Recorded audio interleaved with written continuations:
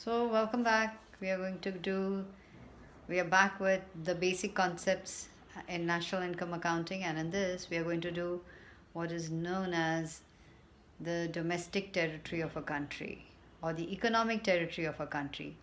Now, this involves much more than the political boundaries of a country. It includes the territorial waters. What is a political boundary? It includes the territorial waters as well as the airspace, which is for the which is within the political boundaries. But this goes beyond it. It is much more. It's something to do with economic activities that we do within these boundaries, what has been described by the United Nations systems of national accounts. So, on that basis, we are going to talk about the domestic territory of a country. So, just have a look at this. So, the United Nations system of national accounts, briefly called SNA, it defines economic or domestic territory as that geographic territory administered by a government within which persons, goods, and capital circulate freely. Now, accordingly, the scope of economic territory of a country is defined to include the following four. We put them into four categories. Number one, political frontiers, including territorial waters and airspace. Second is embassies, consulates, military bases, etc., which is located abroad. Of course, in this we exclude the foreign ones located within its own political frontiers. So, for example, if there's an embassy of US, it is in the territory of USA. So that will be excluded from our own political frontier and it will be included there. So that has to be taken care of. Third, ships, aircrafts, etc. operated by the residents between two or more countries. Now, for example, if the Shipping Corporation of India docks at any port in, say, the UK, it is still in the domestic territory of our country. Similarly, if any ship, say a Chinese ship, docks here at one of our ports, then it will be in the domestic territory of China, not here.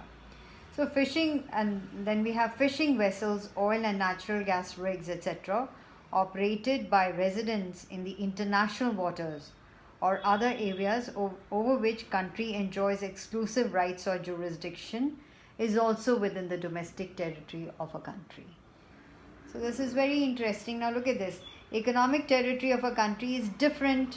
So looking at this now, you can conclude that the economic territory of a country is different from its political frontiers, that is its geographical territory. And we have seen it excludes some areas of political frontier of the country in question and includes certain areas outside its own political frontier. So this scope of economic territory is based on economic criterion. So in short, economic territory of a country excludes some areas of its political boundaries and includes certain areas outside its political boundaries. So economic territory is a geographical territory within which persons, goods, and capital circulate freely. So I'm reiterating. Now, what is the significance? So there are two types of national income aggregates. One is a domestic product and the other is a national product. So activity of the production units located within the economic territory is termed as domestic product, such as gross domestic product or net domestic products, etc. So let's take for example, let's cite some examples. Now, production activity, one could be inside the domestic territory. Anything which is domestic territory inside, it will be known as domestic product. And there's one which is outside the domestic territory. That is, it's not included in domestic product or domestic income. Well, we can call it net factor income from abroad and things like that, but it's not in the domestic income. So what is included, it goes into the domestic income of that particular country. So now let's just take, what is this? So examples of income included in domestic product, that is domestic product in India. For example, if we see profit earned by, say, Tata Motors in India, so that will be included in the domestic product of India. For example, profits earned by branch of foreign bank in India, it will be included in the domestic product of India. Similarly, let's see on the other hand, profits earned by Reliance industry in, say, Singapore. So what is that? It will not be included in domestic product of India. Or again, if we say that profits earned by branches of SBI in USA, where will you place it? Yeah, it's outside our domestic territory, so it's not included in domestic product or domestic income.